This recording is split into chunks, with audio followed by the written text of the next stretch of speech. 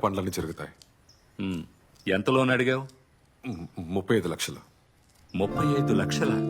ఏమంటున్నాడు వీడు? నిప్పుతో ఆడుకుంటున్నావు ఆసి. తంగల్లో ప్లాట్ లీజుకు తీసుకుని సర్వీస్ సెంటర్ పెడతానన్నప్పుడు నువ్వేదో వాటర్ వాష్ పెడతావనుకున్నాను. ఇప్పుడు ఇంత డబ్బు అడుగుతున్నా? ముందు నువ్వు నోరు మూస్తావా? ఏం చేయాలో నాకు తెలుసు.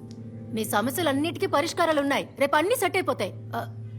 నానా ఇది వాటర్ వాష్ సర్వీసే, కానీ ఇది ముందులా కాదు.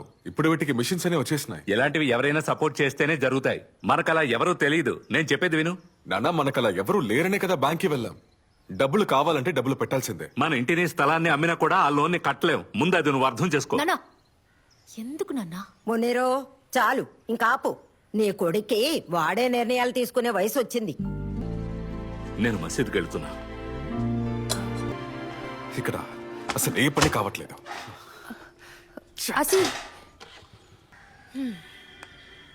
అనాయ్ పర్లేదులే. నాన్న ఎప్పుడు ఇలాగే మాట్లాడతారని తెలుసు.